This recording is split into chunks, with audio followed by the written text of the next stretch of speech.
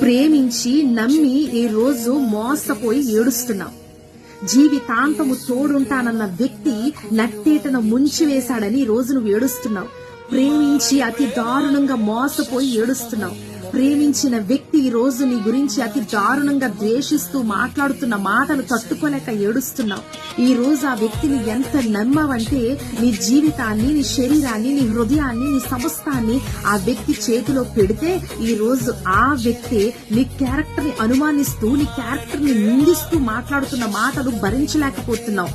చచ్చిపోవాలనిపిస్తుంది కదా, పిచ్చెక్కిపోతున్నట్లుగా అనిపిస్తుంది కదా. ఇంకా బ్రతికి ఏం ప్రయోజనం? నా జీవితాన్ని నాశనం చేసుకున్నాను, నా శరీరాన్ని నాశనం చేసుకున్నాను, నమ్మి మోసపోయాను, ఇంకా బ్రతికి ఎందుకు? చావే పరిష్కారము, ఇంకా చచ్చిపోవాలి అని అనుకుంటున్నావు కదా. ఒక్కసారి ఆగు నాన్న, ఒక్కసారి ఆగు తల్లి.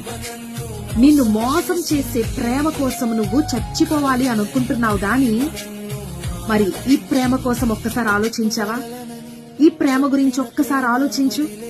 నువ్వు ప్రేమించిన వాళ్ళు అనుమానించినట్లు, బాధపరిచినట్లు, గాయపరిచినట్లు, అవమానించినట్లు ఈ ప్రేమ నిన్ను బాధ పెట్టదు, నిన్ను అనుమానించదు, నీ మీద ద్వేషం పెట్టుకోదు.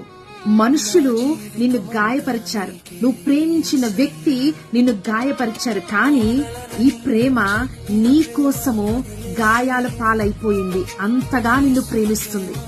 నీ ప్రాణాన్ని విసిగించి చచ్చిపోయేలా బాధ పెట్టిన మనుష్యుల ప్రేమ కోసం చచ్చిపోతావా?